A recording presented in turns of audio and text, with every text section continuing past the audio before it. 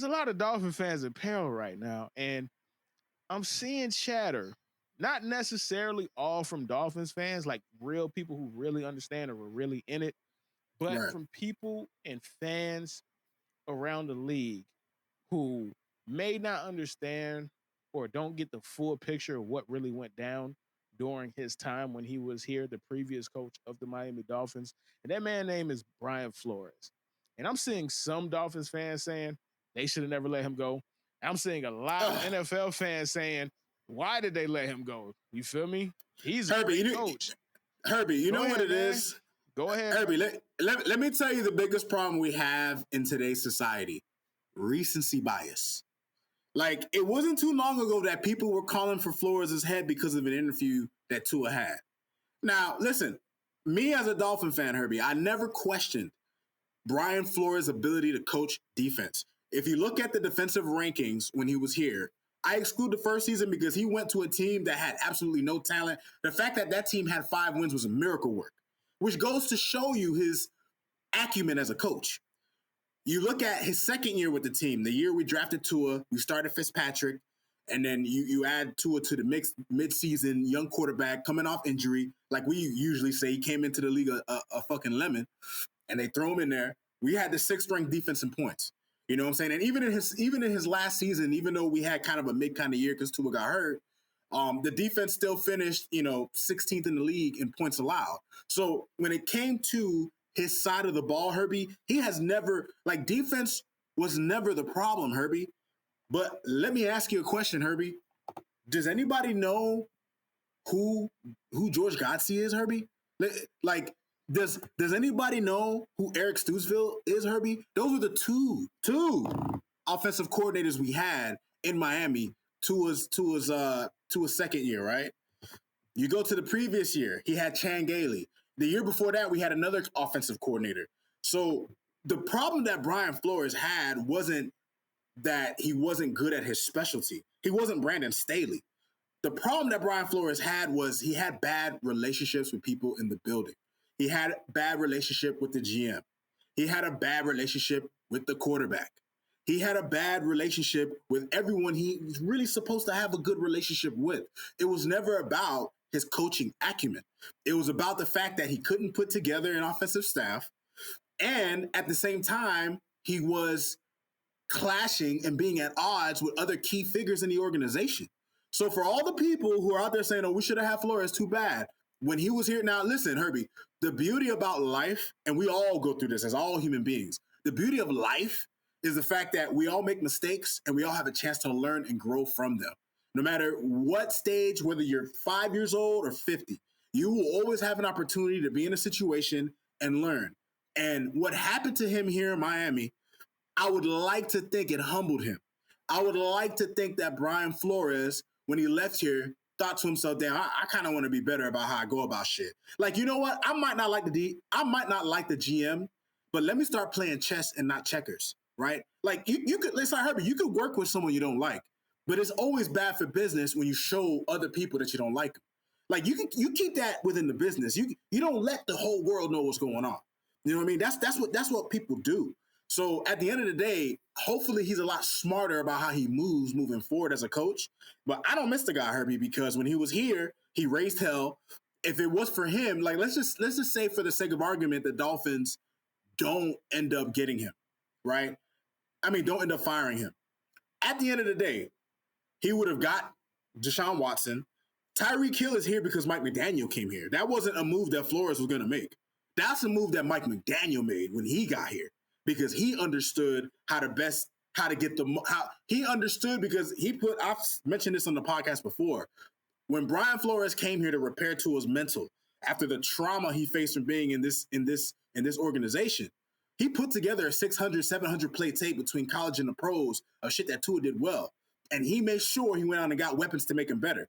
So on top of the fact that Brian Flores could not put together an offensive staff, he also stunted the development of the quarterback that's supposed to bring you success, all because he was upset with the GM for not getting the guy that he wanted. And listen, at the end of the day, I know people feel like Justin Herbert is better than Tua. Everybody has their opinion on that. Some people think Tua is better. Listen, I'm not. Listen to me. Justin Herbert mid as hell.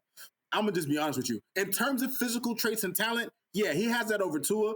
In terms of playing quarterback, I don't think he's better. That's just my opinion, just from watching the two of them and watching film. So at the end of the day, he didn't get his guy, Herbie. But just because you get your guy doesn't make you. I mean, you got to be a sourpuss. Just because you don't get your guy doesn't mean you got to basically sabotage one side of the ball when you're supposed to. A team is supposed to work in unison. That's one thing I love about Mike McDaniel. There wasn't no offense and defense at odds. Like, that's the problem with these Belichick guys, Herbie. They leave New England and they think that they're Bill Belichick or they have the cachet of Belichick with Brady. You don't. And when you try to swing your dick around like you're a 6-time Super Bowl winning coach, at some point people see through all the BS because you didn't earn all that credibility. You might have been in the environment. There are obviously things that you learned from it. But Herbie, ultimately, like the way I look at Brian Flores, any Dolphin fan that wants him back, listen, more proud to you. We'd have to get rid of Tua. Like, if you're someone who just can't stand having Tua enough that you probably want him back, I get it. I don't know, Herbie. Like, it doesn't make sense to me. Knowing everything that was involved with him. You know what I mean? Listen, bro. Listen. And one thing about it, two things for sure, bro. Like, you are excellent when it comes to breaking down your team. You are truly excellent. Like, bravo. Appreciate you, brother. Bravo, bro. Bravo, dog. Appreciate you, my G. Nobody gonna give you the flowers, you gonna do it, dog. But I'm gonna say this to say this. You feel me? Everything you said, I'm gonna say it in one sentence. They had to fire the nigga, man. The nigga didn't get along with the biggest investment. Like, people are dumb. Like, that's just point blank period. People are dumb. And people find a way to show how stupid they are every single time. The Miami Dolphins spent a 5th overall draft pick on a quarterback. The coach that they hired to steer that quarterback to the heights that the Dolphins have not imagined since Dan Marino hated the nigga. They didn't get along. Nobody in history, no organization in history is choosing the coach over the quarterback. That's supposed to be the franchise quarterback. It ain't happening. If it was up to Tom Brady or Bill Belichick, Tom Brady's staying. Like, facts. 100%. The only reason why Tom Brady didn't stay is because they thought he wasn't good enough anymore. And then goes and wins a fucking Super Bowl. Doug Peterson is about to get fired for a bum. And we'll get to that in a little bit. Because he's the franchise. Deshaun Watson is on the field and he has no business being on the field because he's getting paid like the franchise guy. What? There's nothing to talk about, bro. Like, at all. On that alone, the Dolphins had to fire Brian Flores. And now we got to get to the other part. Nobody liked him. Like, that matters. Like, a lot. Like, you can't drive people away. You can't make people miserable. And you can't be an absolute unprofessional loose cannon and think you deserve a job because you're brilliant at defensive strategy. Nigga, no. It's more than just X's and O's, man. Being a head coach is about relationships, man. Being a head coach has nothing to do with X's and O's. That's what the fuck a coordinator's for. 100. Being a head coach is about being a middle manager. That's the job. Like, that's the job. It's a management position. Like, I don't even know if Mike Tomlin was an offensive coordinator or a defensive coordinator. He was a defensive coordinator. But the point I'm trying to make is the average person, if you asked them, where did Mike Tomlin come from? What side of the ball he came from? Niggas would do this. I don't know. Because we don't care about that.